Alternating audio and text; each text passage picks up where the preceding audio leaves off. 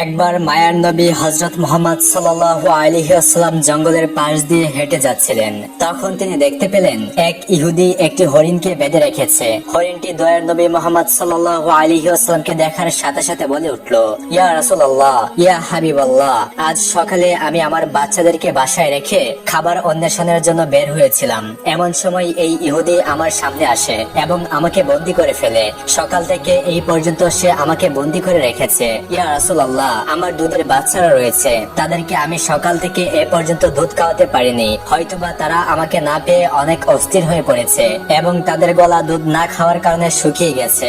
হে আল্লাহর নবী, আমি শেষবারের মতো তাদের সাথে একবার সাক্ষাৎ করতে চাই, দয়া করে আপনি একটি ব্যবস্থা করে দিন। হরিণের এই আরজি শুনে দয়ার নবী মুহাম্মদ সাল্লাল্লাহু আলাইহি ওয়াসাল্লামের অন্তর কেঁদে উঠল। তখন তিনি বললেন, হে ইহুদি, তুমি কেন এই হরিণটিকে আটকে রেখেছো? ইহুদি বলল, আমি হরিণকে শিকার করেছি, আর জঙ্গলের প্রাণী শিকার করে তো বৈধ, তাই আমি তাকে আটকে রেখেছি। মুহাম্মদুর রাসূলুল্লাহ সাল্লাল্লাহু আলাইহি ওয়াসাল্লাম বললেন, হে ইহুদি, তুমি কি দেখতে পাচ্ছ না এটা একটা মা হরিণ এবং তার স্তন দুধে পরিপূর্ণ হয়ে আছে। সে তার বাচ্চাদেরকে দুধ না খাওয়ানোর কারণে অনেক কষ্ট পাচ্ছে, তুমি তাকে ছেড়ে দাও। ইহুদি বলল, আমি এত কষ্ট করে তাকে শিকার করেছি, আর তোমার কথা মতো আমি তাকে ছেড়ে দিব? দয়ার নবী মুহাম্মদ সাল্লাল্লাহু আলাইহি ওয়াসাল্লাম বললেন, তুমি তাকে ছেড়ে দাও। শেষবারের মতো সে তার সন্তানদের সাথে দেখা করতে চাই। তার সন্তানদের সাথে দেখা করে এবং তাদেরকে দুধ পান করিয়ে সে আবার তোমার কাছে ফিরে আসবে। রাসূলুল্লাহ সাল্লাল্লাহু আলাইহি ওয়াসাল্লামের এই কথা শুনে ইহুদি বলল, বনের হরিণ কি তোমার বাপের সম্পদ যে তাকে একবার ছেড়ে দিলে সে আবার ফিরে আসবে? শিকার করা প্রাণী আজ পর্যন্ত ফিরে এসেছে, এর কি কোনো নজির আছে? রাসূলুল্লাহ সাল্লাল্লাহু আলাইহি ওয়াসাল্লাম যখন দেখলেন ইহুদি কোনোভাবেই হরিণটিকে ছেড়ে দেওয়ার জন্য রাজি হচ্ছে না, তখন তিনি বললেন, হে ইহুদি, তুমি এই হরিণটিকে ছেড়ে দাও, তার বিনিময়ে তুমি আমাকে বেঁধে রাখো। হরিণটি যদি না আসে তাহলে তুমি আমাকে সারা জীবন বেঁধে রাখবে। ইহুদি বলল, তাহলে সেই কথাই রইল, আমি হরিণটিকে ছেড়ে দিচ্ছি, বিনিময়ে তোমাকে বেঁধে রাখছি। হরিণটি যদি ফিরে না আসে তাহলে তোমাকে সারা জীবনেও মুক্তিদান করব না। অতঃপর ইহুদি হরিণটিকে ছেড়ে দিল এবং দয়ার নবী সাল্লাল্লাহু আলাইহি ওয়াসাল্লামকে বেঁধে রাখলো। ছাড়া পেয়ে বনের হরিণ তাড়াহুড়া করে বনের মধ্যে হারিয়ে গেল। তখন ইহুদি মনে মনে ভাবতে লাগলো, সে আর কোনোদিন ফিরে আসবে না, আর এই লোকটাকে আমি সারা জীবন বেঁধে রাখবো। এর চেয়ে বোকা মানুষ এই পৃথিবীতে আর কেউ নেই। একটা বনের হরিণের জন্য নিজের জীবনকে সে বিপদে ফেলেছে। বনের হরিণ দৌড়াতে দৌড়াতে তার সন্তানদের কাছে এসে পৌঁছালো। তখন তার সন্তানরা তাকে জিজ্ঞাসা করলো, হে আম্মাজান, আজ সকাল থেকে আপনি কোথায় ছিলেন? আমরা আপনার ইন্তজার করতে করতে ক্লান্ত হয়ে পড়েছি। আমরা আপনার দুধ পান না করতে পেরে আমাদের গলা শুকিয়ে গেছে। তখন বনের হরিণ তার সন্তানদেরকে বলল, ও আমার সন্তানেরা, তোমরা জীবনের শেষবারের মতো আমার সাথে দেখা করে নাও এবং আমার দুধ পান করে নাও, আর জীবনে তোমাদের সাথে হয়তোবা দেখা নাও হতে পারে। তখন হরিণের সন্তানেরা তাকে বলল, আম্মাজান, কেন আপনি এমন কথা বলছেন? কেন জীবনে আর আপনার সাথে দেখা হবে না? হরিণ তাদেরকে বলল, ও আমার বাচ্চারা, তোমরা তাড়াতাড়ি করে আমার দুধ পান করো। আজ সকালে যখন আমি খাবার অন্বেষণের জন্য বেরিয়েছিলাম তখন এক ইহুদি আমাকে বন্দী করে ফেলেছিল। অতঃপর মায়ের নবী মুহাম্মদ সাল্লাল্লাহু আলাইহি ওয়াসাল্লাম সেই পথ দিয়ে যাচ্ছিলেন। আমি তাকে তোমাদের কথা খুলে বললাম এবং তাকে আরো বললাম, ইয়া রাসূলুল্লাহ, আমার সন্তানেরা দুধ না খেয়ে পিপাসার্ত অবস্থায় পথ পানে চেয়ে আছে, আপনি আমাকে তাদের কাছে যাওয়ার ব্যবস্থা করে দিন। তখন মায়ের নবী সাল্লাল্লাহু আলাইহি ওয়াসাল্লাম তার নিজেকে ইহুদির কাছে জিম্মাদার রেখে আমাকে তোমাদের কাছে শেষবারের মতো দেখা করার জন্য পাঠিয়ে দিয়েছেন। ও আমার সন্তানেরা, নিষ্ঠুর ইহুদি আমার মায়ের নবীকে বেঁধে রেখেছে, তাই তোমরা তাড়াতাড়ি আমার দুধ পান করো, আমাকে আবার জলদি ফিরে যেতে হবে। আমি আমার নবীকে কষ্ট দিতে পারবো না। যখন হরিণের সন্তানেরা শুনলো তাদের মা মায়ের নবীকে বাঁধিয়ে রেখে তাদের সাথে শেষবারের মতো দেখা করার জন্য এবং তাদেরকে দুধ পান করানোর জন্য এসেছে, তখন হরিণের সন্তানেরা বলল, ও আম্মাজান, আপনি কিভাবে ভাবলেন মায়ের নবী ইহুদির হাতে বন্দী রয়েছে আর মায়ের নবীকে এ অবস্থায় রেখে আমরা আপনার দুধ পান করব? আপনি চলুন, আমরাও আপনার সাথে যাব। দয়ার নবী মুহাম্মদ সাল্লাল্লাহু আলাইহি ওয়াসাল্লামের কোনো কষ্ট আমরা সহ্য করতে পারবো না। অতঃপর হরিণ ও তার সন্তানেরা মায়ের নবী সাল্লাল্লাহু আলাইহি ওয়াসাল্লামের মায়ায় তার কাছে যাওয়ার জন্য রওনা করলো। ওদিকে হরিণ আসতে কিছুটা দেরি হওয়ায় ইহুদি মুহাম্মদ সাল্লাল্লাহু আলাইহি ওয়াসাল্লামকে বলল, হে মুহাম্মদ, তোমার মতো বোকা মানুষ আমি আর এই পৃথিবীতে দেখিনি। বনের শিকার করা হরিণ, তাকে ছেড়ে দিলে সে কি আর কোনোদিন ফিরে আসে? আর একটা বনের হরিণের জন্য তুমি নিজেকে আমার কাছে বন্ধ বন্ধক রেখেছো। আমি জানি এই হরিণ আর ফিরে আসবে না, আর কিয়ামত পর্যন্ত তুমি আমার কাছ থেকে ছাড়াও পাবে না। মুহাম্মদ সাল্লাল্লাহু আলাইহি ওয়াসাল্লাম ইহুদির এই কথা শুনে বললেন, ওরে ইহুদি, তুমি একটু ধৈর্য ধরো, হরিণ অবশ্যই আমার মায়ায় আবার তোমার কাছে ফিরে আসবে। রাসূলুল্লাহ সাল্লাল্লাহু আলাইহি ওয়াসাল্লামের এই কথা শুনে ইহুদি বলল, হে মুহাম্মদ, তোমার এই অলিক কল্পনা ছেড়ে দাও। আমি দৃঢ় বিশ্বাসের সাথে বলছি, কিয়ামতের আগ পর্যন্ত হরিণ আর ফিরে আসবে না। এভাবে কিছুটা সময় কেটে গেল, আর ইহুদি মনে মনে ভাবতে লাগলো, মুহাম্মদকে আটকে রেখে বড় রকমের একটা অর্থ তার সঙ্গীদের কাছ থেকে আমি উসুল করে নিতে পারবো। বনের হরিণকে কখনো ছেড়ে দিলে কি সে আর কখনো ফিরে আসে? এই লোকটা একটা বোকা ছাড়া আর কিছুই নয়। এভাবে কিছু সময় অতিবাহিত হওয়ার পরে ইহুদি দেখলো বনের হরিণ নয়, শুধু বনের হরিণের সাথে তার সন্তানেরাও ফিরে এসেছে। এই দৃশ্য দেখে ইহুদি অত্যন্ত অবাক হয়ে গেল।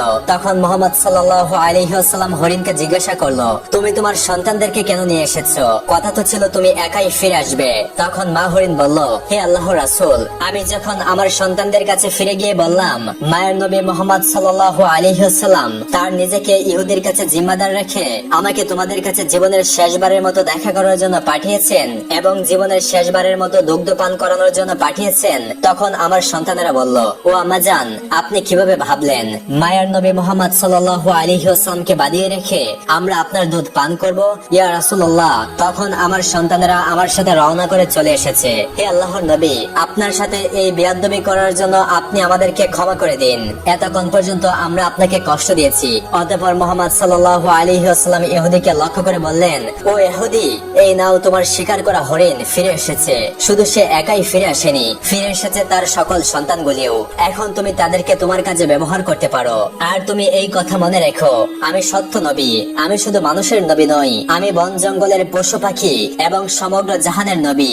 এই বলে মুহাম্মদ সাল্লাল্লাহু আলাইহি ওয়াসাল্লাম চলে যেতে লাগলেন। তখন ইহুদি পেছন থেকে তাকে ডাক দিয়ে বললেন, ইয়া রাসূলুল্লাহ, বনের হরিণ যার মায়ায় ফিরে আসে আমি বুঝতে পেরেছি তিনি আল্লাহর নবী ছাড়া আর কেউ নন। হে আল্লাহর রাসূল, আমাকে আপনি আপনার হাতে হাত রেখে কালেমা পড়িয়ে মুসলমান করে দিন।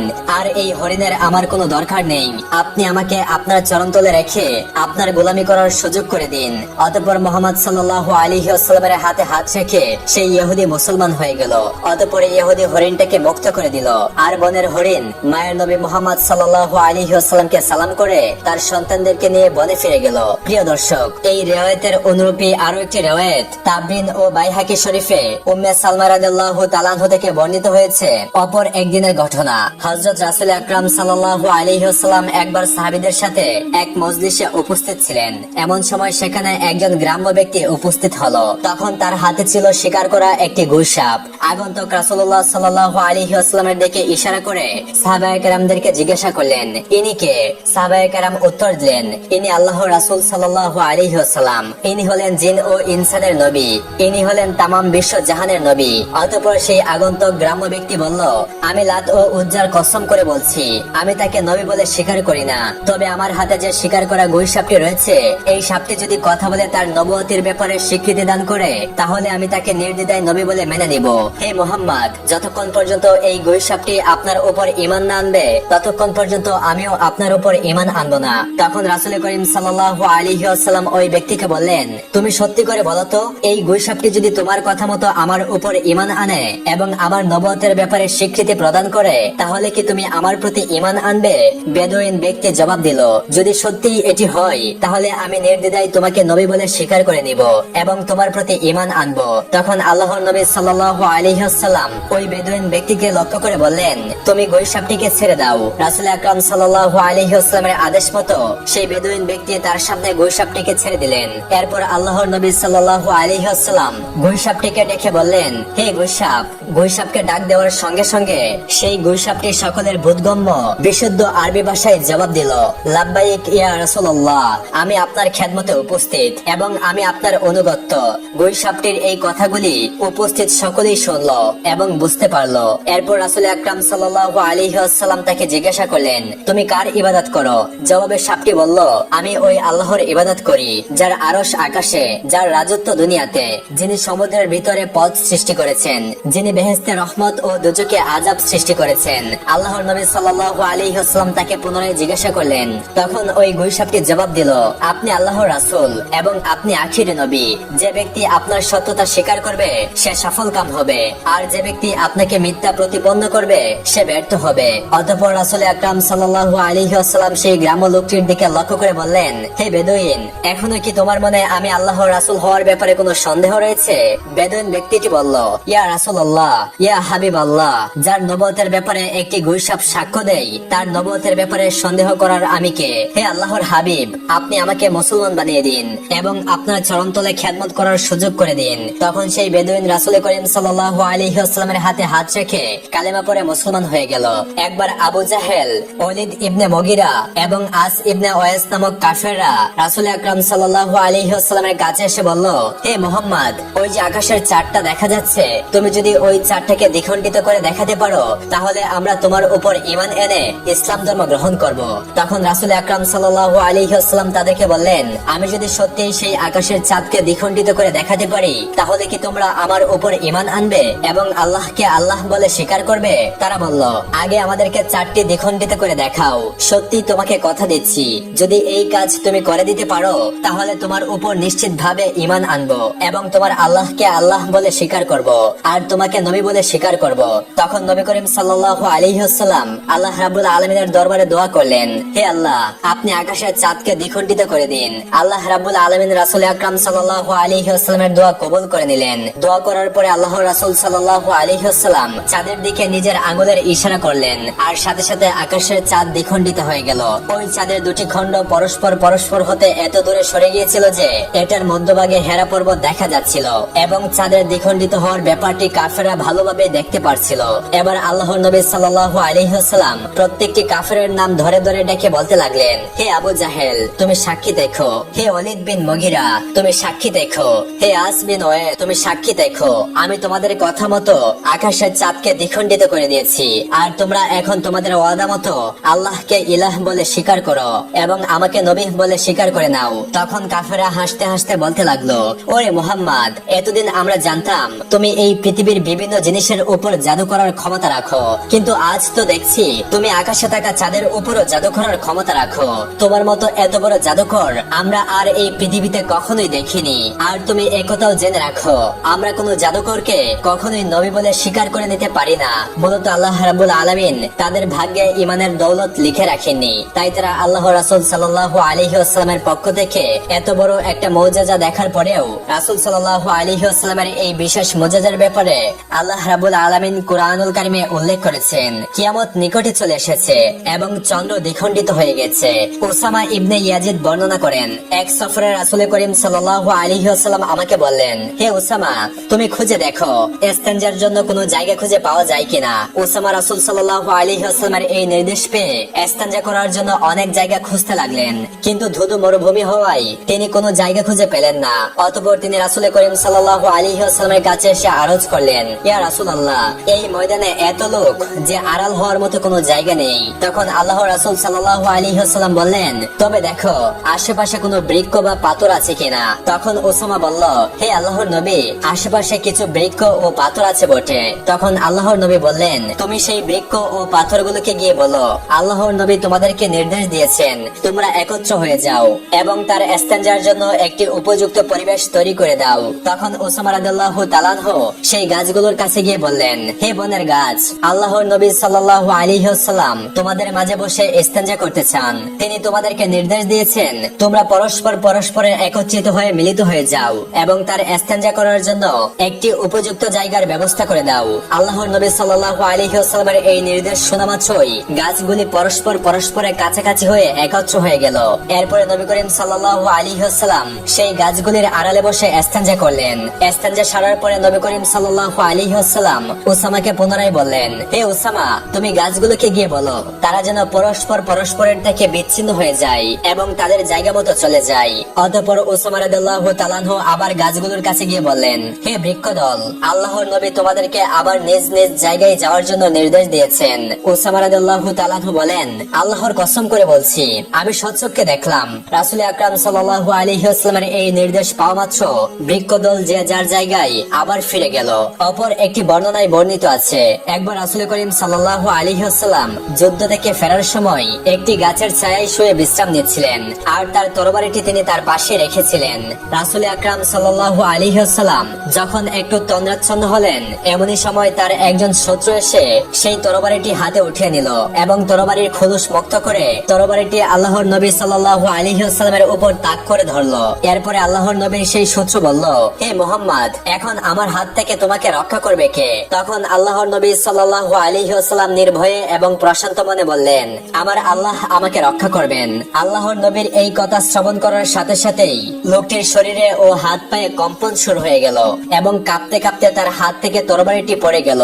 অতঃপর রাসূল করিম সাল্লাল্লাহু আলাইহি ওয়াসাল্লাম সেই তরবারিটি তার নিজের হাতে উঠিয়ে নিয়ে বললেন, এবার বলো, তোমাকে আমার হাত থেকে রক্ষা করবে কে? তখন সেই লোকটি অত্যন্ত ভীত সন্ত্রস্ত হয়ে পড়ল এবং সে বলল, কোন সম্মানিত লোক যদি আমার প্রাণ ভিক্ষা দিতে চায় তাহলে তিনি আমাকে রক্ষা করতে পারেন। তার এই কথা শুনে আল্লাহর নবী সাল্লাল্লাহু আলাইহি ওয়াসাল্লাম তাকে বললেন, যাও, তোমাকে আমি মুক্ত করে দিলাম, তোমার কোনো ক্ষতি আমি করব না।